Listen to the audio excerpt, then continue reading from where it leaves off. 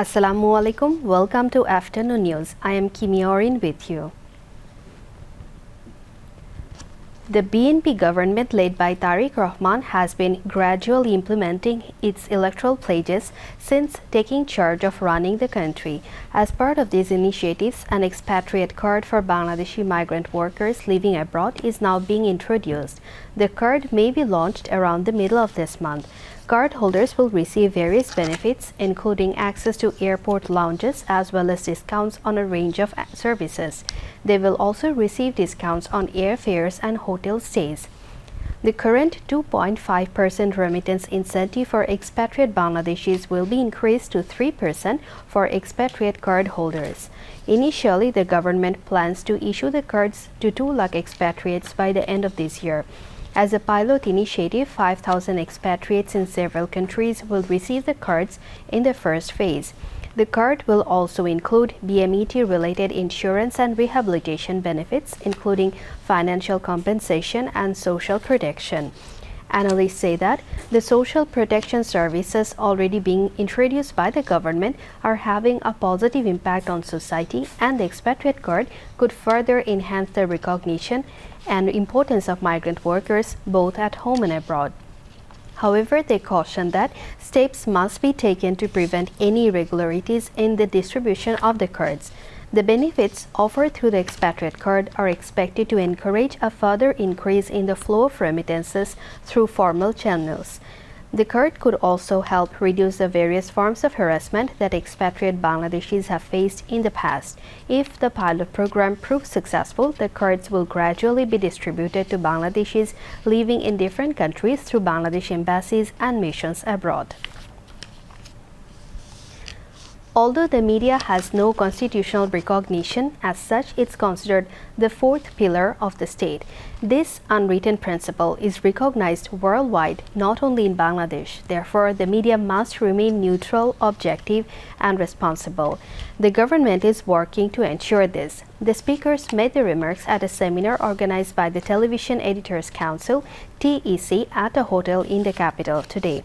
The organization held a seminar in the morning on the role of the media in sustainable democracy. The media had remained under control during more than a decade and a half long authoritarian state structure. The Television Editors Council, or TEC, was formed after the BNP government came to power.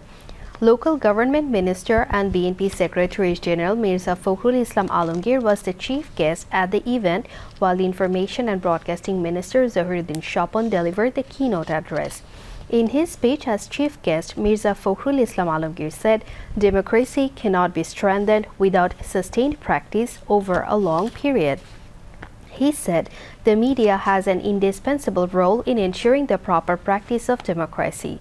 Speaking as the keynote speaker, Information and Broadcasting Minister Zahiruddin Shapon said a media ecosystem needs to be developed to support the growth of the media industry. He added that the government is working to establish a sustainable, dynamic, and responsible media sector that enjoys the highest possible degree of freedom.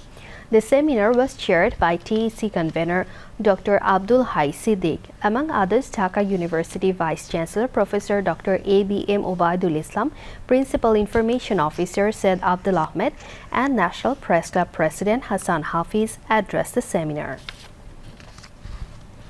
The Election Commission is planning to make services easier and more technology-driven to reduce public inconvenience in correcting national identity cards, NIDs, and registering new voters. The Election Commission Senior Secretary said there is no need for citizens to visit the Election Commission building unnecessarily to make inquiries or seek assistance after submitting an application for correction. According to him, every application is reviewed and processed through the prescribed procedure. The Senior Secretary also said the Commission plans to use modern technologies, including artificial intelligence, to speed up the application processing system. This would allow various information, including educational qualifications, to be verified automatically. However, he noted that some time may still be required for necessary checks to ensure the accuracy of the information. One of the major difficulties in NID correction is failure to match fingerprints. To address this issue, the Election Commission is considering introducing alternative biometric systems. If a person's identity cannot be verified through fingerprints, retina scanning may also be introduced in the future as an alternative means of identification. At the same time, initiatives are being taken to make currently centralized services more user-friendly. The Commission is also working to simplify the new voter registration process. Instead of requiring unnecessary paperwork, it plans to expand registration based primarily on birth registration records, the NIDs of parents, and necessary educational information. The Election Commission believes this will not only reduce public inconvenience but also significantly minimize discrepancies in personal information. 16 people were killed in separate road accidents across the country. A passenger bus lost control and crashed into an electric pole on the side of the Bogura-Nagar Regional Highway in the Irulia area early this morning. Several workers were standing nearby at the time. The bus ran over them, killing 7 workers. Of them, 3 were killed on the spot. At least 15 injured people were admitted to Shohid Ziaur Rahman Medical College Hospital in Bogura for treatment. Meanwhile, 8 people were killed and several others injured in a head-on collision between 2 buses in Silet's Osmani Nagar this morning. The accident took place around 7 a.m. on Friday on the Dhaka-Silet highway in the Kashi-Kapon area of the Upazila.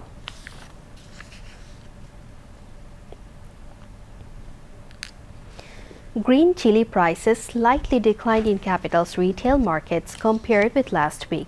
After reaching 400 taka per kilogram last week, green chilies are now selling for 250 taka to 300 taka per kilogram. Retailers and wholesalers said prices started to decline after supplies increased in local markets. They said the increase in supply helped bring down green chili prices. However, they added that bad weather, limited supplies of other products, and higher wholesale prices are preventing further price cuts at the retail level. Prices of eggplants and cucumbers also dropped slightly. Meanwhile, consumers are still paying higher prices for eggs, some vegetables, and several grocery items. On the other hand, broiler chicken prices remain largely unchanged over the past week. Depending on the market, broiler chicken is selling for 170 taka to 190 taka per kilogram, while Sonali chicken is priced between 320 taka and 340 taka per kilogram. Now international news. US President Donald Trump says he expects the war on Iran to conclude pretty soon, adding during questions on high energy prices that he does not believe they can go much longer. The US, Iran, and Oman are approaching a temporary deal to reopen the Strait of Hormuz. As diplomatic talks to end the US-Israel war on Iran stalled, Iranian authorities intensify internal security controls nationwide, particularly in Tehran. Meanwhile, Trump has denied reports that the US is suffering a munitions shortage and vowed in a social media post to seek long-term jail sentences for those suspected of leaking information. The US has massive amounts of munitions, especially of certain types. Trump posted on Thursday morning. Additionally, large amounts are being manufactured and shipped to the US as needed, he added. Yemen's Houthi group has killed at least 30 government soldiers and injured 15 others in missile attacks on Yemeni military camps in the governorates of Hadramaut and Marib.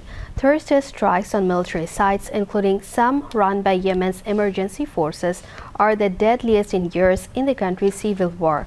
They follow an increase in violence in Yemen seen in recent weeks. Houthi military spokesman Yahya Saree said the attacks using missiles and drones led to hundreds of casualties. The Yemeni military confirmed the strikes, framing them as a response to their own attacks on the Houthis. Yemeni military sources said that the Houthis fired 8 missiles from Al Jawaf governorate north of Marib, targeting Al Thinia and Al Abar in Hadramaut and Al Roq in Marib. The sources said casualty numbers were expected to rise. At least 7 people have died in Thailand after a teenage boy allegedly shot his grandparents and some teachers. The suspected shooter, 14, is also dead. Authorities say one student who fled the school in Nonthaburi on the outskirts of Thailand's capital Bangkok tells the media she saw a teacher get shot. Another, still in her school uniform, describes how she and some friends had to climb over the school fence to escape. Authorities are asking the public to stay away from the vicinity of Debsirin School. This is the second school shooting in Thailand this year. Despite restrictions on ownership, people can acquire guns here with relative ease. A U.S. judge in New Mexico has ordered Meta to pay another $567 million for its failure to warn the public about dangers its platforms pose to children, marking the largest fine against the company over child safety. Judge Brian Beatside said the social media giant is a public nuisance akin to air pollution and that it must put the money in a fund aimed at reducing future harms. Thursday's ruling is in addition to $375 million in fines Meta was already ordered to pay in the case, for a total of $942 million. Judge Beatside compared Meta to a factory with advertising and content as its product and the psychological harm and sexual exploitation of children to be the pollution that must be abated. A spokesman for Meta, which owns and operates Instagram, Facebook, WhatsApp, and Threads, said Thursday, "We disagree with the ruling and will appeal." Now news on sports. UEFA has issued a statement saying its 55 member associations remain committed to boycotting FIFA competitions, stressing that the global governing body has failed to meet their key conditions for returning. European football's governing body voted unanimously last Thursday to withdraw from all FIFA events, following the announcement by FIFA President Gianni Infantino that the global body would seek to sell minority stakes in World Cups and other events. Infantino has since withdrawn the proposal and, under mounting pressure from across the sport, received the backing of the global body's leadership at a meeting in Morocco on Wednesday. UEFA, however, has said that the withdrawal of Infantino's sell-off plan was not its only requirement for renewed collaboration with FIFA. UEFA's association were very clear about the conditions attached to their non-participation in FIFA competitions. The statement read, first, the proposals to sell off the major competitions had to be withdrawn, and secondly, assurances have to be made that such attempts to disfigure the game in this way will never be made again. These conditions have not been met, the group said. That brings us to the end of the news. Thank you for staying with us. Allah Hafiz.